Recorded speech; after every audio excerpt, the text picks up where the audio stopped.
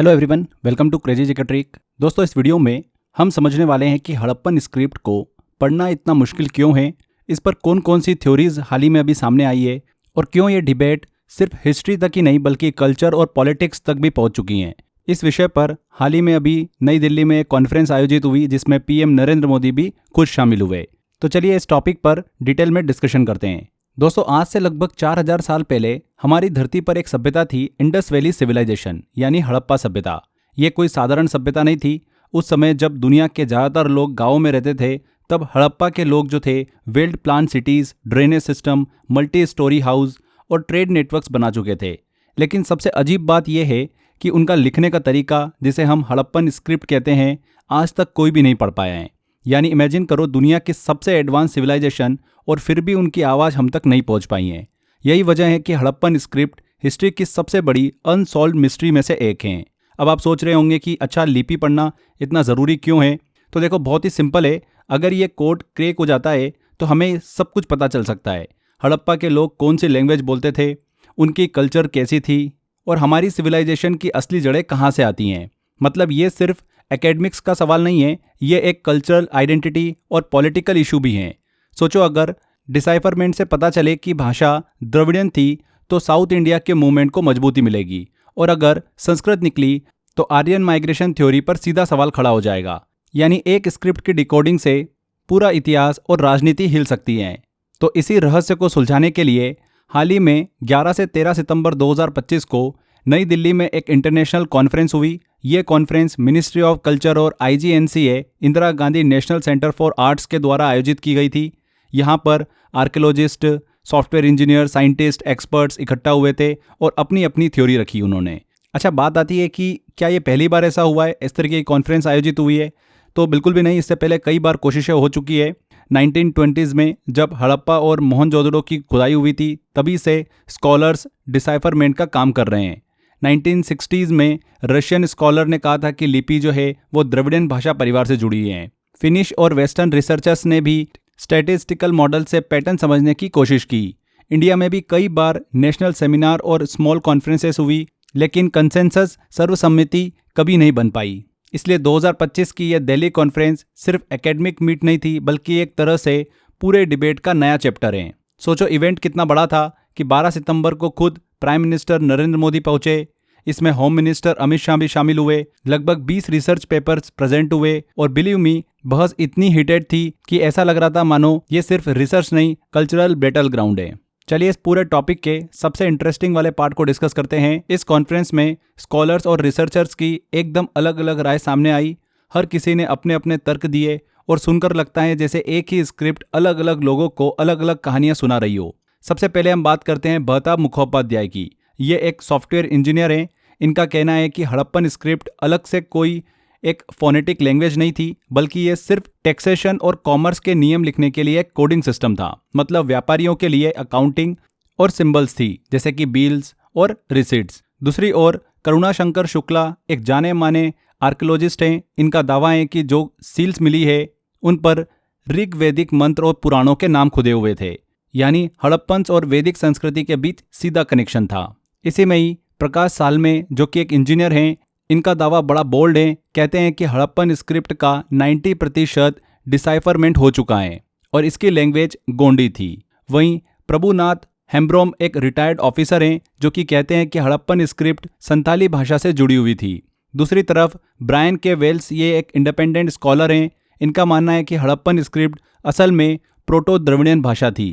पुनीत गुप्ता, जो कि एक कैंसर स्पेशलिस्ट हैं, ये हड़प्पन सिंबल की तुलना ऋग्वेद और मनुस्मृति के शब्दों से करते हैं। और अंत में फर्रुख नकवी एक एरोस्पेस इंजीनियर हैं। इनका साफ कहना है कि यह भाषा संस्कृत थी। तो दोस्तों, आप खुद देख सकते हैं कि एक ही स्क्रिप्ट, लेकिन इंटरप्रिटेशन इतनी कॉन्ट्रास्टिंग की लगता है कि जैसे कि हम 7 अलग अलग सभ्यताओं की बात कर रहे हो। लेकिन फ्रेंड्स, कहानी यहीं तक खत्म नहीं होती।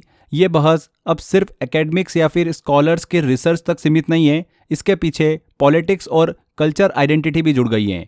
तमिलनाडु के चीफ मिनिस्टर MK स्टालिन ने $1 मिलियन का इनाम रखा है जो भी हड़प्पन स्क्रिप्ट्स को पढ़ ले।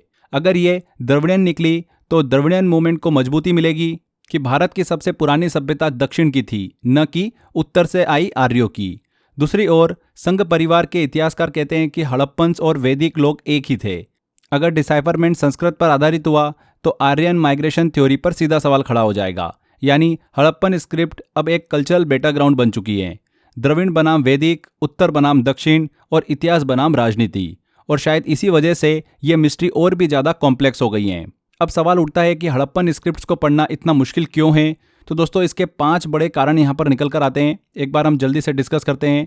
पहला है नंबर ऑफ साइन। हड़प्पन लिपि में 400 से 600 अलग अलग चिन्ह हैं। ये अल्फ़ाबेट के लिए बहुत ज़्यादा हैं, और अगर पूरी लोगोग्राफिक भाषा माने तो बहुत ही कम है। यानी तय ही नहीं हो पा रहा है कि ये अल्फ़ाबेट है, सिलेबरी है, या फिर सिंबल या कोई यूनिक सिस्टम है।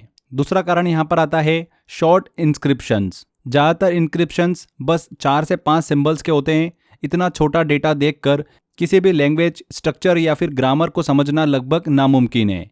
तीसरा कारण आता है डायरेक्शन ऑफ राइटिंग। सोचो अगर आपको कोई पुरानी किताब मिले लेकिन आपको ये नहीं पता कि इसे दाएं से पढ़ना है या फिर बाएं से पढ़ना है। हड़प्पा लिपि के साथ यही प्रॉब्लम है। अधिकतर इंस्क्रिप्शन दाएं से बाएं लिखे लगते हैं, लेकिन कुछ इंस्क्रिप्शंस ऐसे भी मिले हैं जो कि इस तरीके से लिखे हुए हैं, यानी एक लाइन दाएं से बाएं और अगली लाइन बाएं से दाएं। अब असली डायरेक्शन क्या थी ये तय करना भी मुश्किल है, और जब पढ़ने की दिशा ही साफ ना हो तो सिंबल्स का मतलब निकालना और भी कठिन हो जाता है। चौथा कारण है मीडियम। यहाँ पर बड़ी दिक्कत ये है कि हमारे पास जो मटेरियल है वो बहुत ही लिमिटेड है। हमें सिर्फ छोटी छोटी चीज़ें मिली हैं, जैसे कि सील्स, मिट्टी के बर्तन, कॉपर टैबलेट्स और साइन बोर्ड्स, लेकिन कोई लंबी किताब या फिर पांडुलिपि नहीं मिली है। मैन्यूस्क्रिप्ट्स, यानी इमेजिन करो कि किसी लैंग्वेज को समझने के लिए सिर्फ आपको 4 से 5 शब्दों वाली चिट्ठियाँ मिली हैं, लेकिन पूरी कहानी वाली किताब ही गायब हो। ऐसे में बड़ी पिक्चर बनाना लगभग इम्पॉसिबल है। पांचवा कारण है अननोन लैंग्वेज फैमिली। अब सबसे ट्रिकी चैलेंज यही है कि हमें ये नहीं पता कि हड़प्पा के लोग कौन सी भाषा बोलते थे। क्या वो द्रविडियन परिवार की भाषा थी, या फिर इंडो आर्यन, या फिर मुंडा, या फिर कोई एक्सटिंक्ट भाषा जो आज पूरी तरीके से गायब हो चुकी हैं। जब बेस लैंग्वेज ही अज्ञात हो तो सिंबल को फोनेटिक वैल्यू देना नामुमकिन है। और सबसे बड़ा झटका ये है कि हमें आज तक कोई रोसेटा स्टोन जैसा बाइलिंगुअल टेक्स्ट नहीं मिला, यानी ऐसा आर्टिफैक्ट जिसमें एक ही चीज 2 भाषाओं में लिखी हो, जिससे सिंबल कंपेयर करके डिकोडिंग की जा सके। यहाँ पर बिना बाइलिंगुअल क्लू के डिसाइफरमेंट करना अंधेरे में तीर चलाने जैसा है। चलिए इसको एक एग्जाम्पल से समझते हैं। मान लो कि आपके पास एक पत्थर है जिस पर एक ही वाक्य जो है सेंटेंस 2 भाषाओं में 2 लैंग्वेज में लिखा है। इंग्लिश में लिखा है king Ashok beloved of the gods, and उसी पर हिंदी में लिखा है राजा अशोक देवताओं के प्रिय। अब आप क्या करोगे? बहुत सिंपल है, दोनों को कंपेयर करेंगे। किंग यहाँ पर राजा हो गया, अशोक से, बिलव्ड ऑफ द गॉड्स देवताओं के प्रिय से यहाँ पर बिल्कुल रिलेट कर रहा है। यानी अगर आपको एक ही टेक्स्ट 2 भाषाओं में मिल जाए तो सिंबल्स के मीनिंग निकालना आसान हो जाता है। इसी तरीके से बाइलिंगुअल टेक्स्ट डिसाइफरमेंट की चाबी होती हैं। यही तरीका जेम्स प्रिसेप ने 1830 में अपनाया था। उसके पास में ग्रीक और ब्रह्मी इंस्क्रिप्शंस थे, साथ ही बार बार दोहराए गए रॉयल टाइटल्स जैसे कि देवा नाम प्रिय प्रियदर्शी, और लंबे इंस्क्रिप्शन ने उन्हें पैटर्न पहचानने में मदद की। इन क्लू को जोड़कर उसने ये समझा कि भाषा जो है वो प्राकृत है।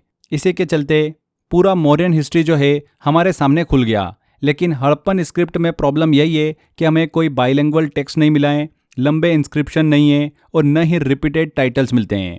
इसलिए यह कोड आज तक अनसॉल्व रह गया है। तो फ्रेंड्स, हड़प्पन स्क्रिप्ट को डिसाइफर करना सिर्फ रिसर्च का काम नहीं होगा, ये एक ऐतिहासिक क्रांति भी होगी। इससे हमें पता चलेगा कि हड़प्पा के लोग कैसे जीते थे, उनकी भाषा क्या थी, और क्या हमारी सिविलाइजेशन की जड़ें वैदिक थी या फिर द्रविड़ थी। अभी के लिए ये सील्स और इंस्क्रिप्शन चुप हैं, लेकिन हो सकता है कि जल्दी AI pattern analysis, interdisciplinary research और पॉलिटिकल विल के साथ ये लिपि अपनी कहानी सुनाए। यहाँ पर आपको क्या लगता है कि हड़प्पन लैंग्वेज द्रविड़ थी या फिर सांस्कृतिक? कमेंट में अपना विचार जरूर शेयर करिएगा। यहाँ पर लास्ट में आप सभी के लिए एक इंपॉर्टेंट क्वेश्चन है, इसका जवाब आप कमेंट बॉक्स में जरूर करिएगा। क्वेश्चन है, हड़प्पन स्क्रिप्ट के बारे में इनमें से कौन सा कथन जो है स्टेटमेंट वो करेक्ट नहीं है? पहला देखिए यहाँ पर ऑप्शन है, इसमें लगभग 400 से 600 अलग अलग सिंबल्स पाए गए हैं। बी ऑप्शन है, ये जो लिपि है मुख्यतः दाएं से बाएं लिखी जाती थी। सी ऑप्शन है, इसमें लंबे ग्रंथ और पुस्तकें उपलब्ध हैं। डी ऑप्शन है, अब तक इसका कोई निश्चित भाषा परिवार जो है लैंग्वेज फैमिली वो सिद्ध नहीं हो पाया है। तो इनमें से कौन सा स्टेटमेंट गलत है ये आपको यहाँ पर कमेंट बॉक्स में बताना है। लास्ट में फ्रेंड्स, वीडियो को एंड करने से पहले आप सभी के लिए एक छोटी सी इन्फॉर्मेशन है। मैं बात कर रहा हूँ अपस्किल विद एआई कोर्स की। देखिए, दुनिया बदल रही है और एआई इस बदलाव का नया सच है। आज जो काम 10 लोग करते थे, एआई उसको कुछ मिनटों में कर देता है। Coding, content writing, website building, research, script writing, सब कुछ पॉसिबल है अगर आपके पास सही टूल हैं तो। लेकिन सवाल है कि क्या आप रेडी हो? यूट्यूब पर हजारों वीडियोस मिल जाएंगे फ्रेंड्स, लेकिन वहाँ पर सिर्फ इंटरटेनमेंट है। यहाँ पर हम प्रोडक्टिविटी की बात करते हैं।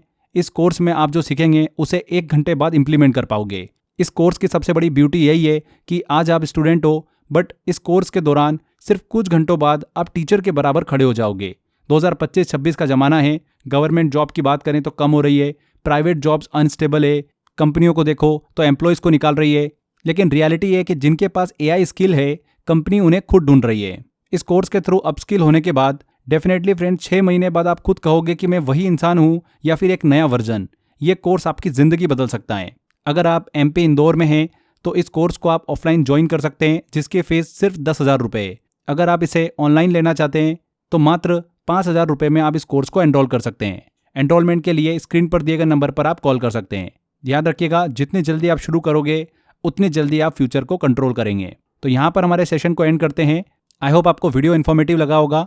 अगर वीडियो अच्छा लगा है तो वीडियो को लाइक एंड शेयर जरूर कर दीजिएगा। मिलते हैं अगले वीडियो में। Till then, bye bye.